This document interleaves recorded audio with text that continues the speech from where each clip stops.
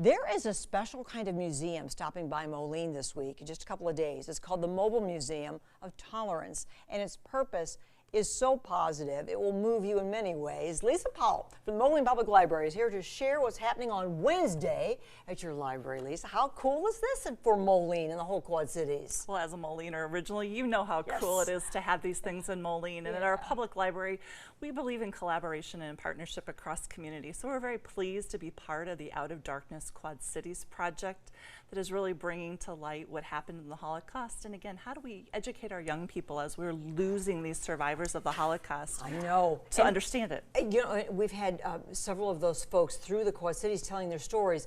It is extraordinary to hear them speak. I mean, this is the fact that this history lives on, you know, in ways that we need to learn about and prevent for the future.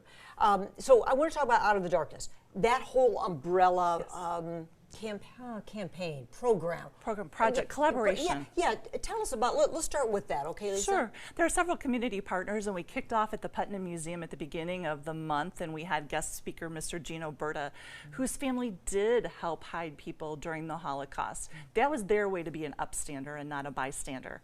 And then again, when he escaped Hungary himself and escaped repression and came to the United States. And if you ever listen to him talk, he says, I go out and speak so that people will know these things happen. I gave witness.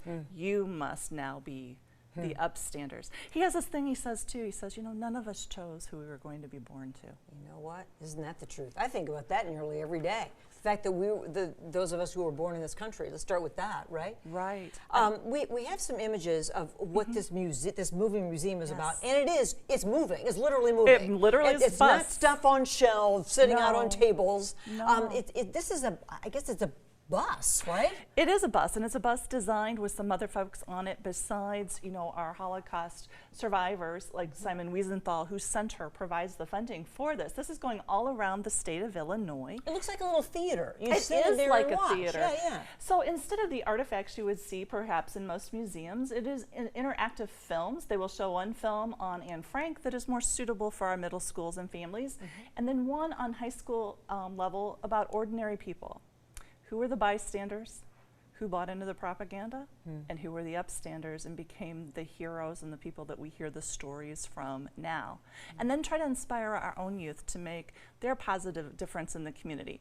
How can they stand up to bullying or intolerance or racism or all those things that try to divide us instead of unite us? And our role at the public library really is to connect our community, and we want to hopefully transform these young people's lives. Sure, and it's still relevant. Unfortunately, all of these lessons are relevant because that's what the Holocaust was about, not just intolerance, but racism, hatred, all of those Anybody things. who was different. And yes, and that's what we need to teach kids about now.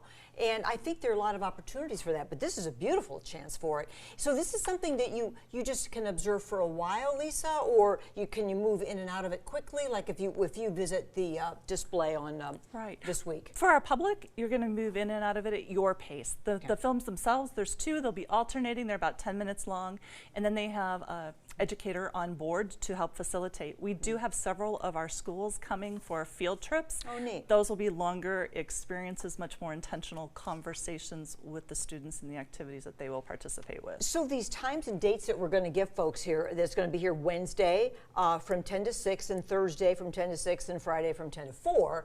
So if you go during those public times, that doesn't include when the kids are going to be able to go through. Those are separate times. Usually after school hours, 3 to 6, and about 2:30 to 4 on Friday would be the good times for the public. So we're going to do both. This Tour for Humanity bus, Lisa, where's that coming from? This is coming out of Chicago, and again, part of the greater collaborative of the Simon Wiesenthal Center. He was one of the people that survived several concentration camps, wrote a beautiful book called The Sunflower about forgiveness and how do we look at that and how do we facilitate that.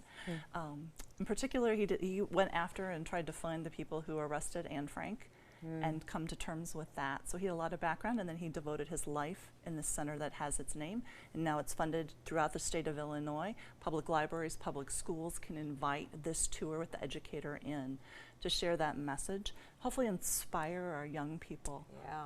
Well, how special that we have it here in the Quad Cities. Wednesday, three different days. to Three choose different from days. this week. Very Wednesday, Thursday, and fortunate.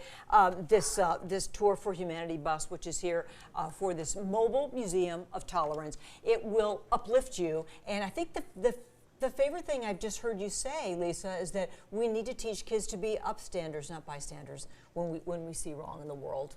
To stand up for one another in all those ways. So thank you for sharing. There's the information right there at the great Moline Public Library on 41st Street in Moline. Thank you, Lisa. Thank you, Paula. Good having you here.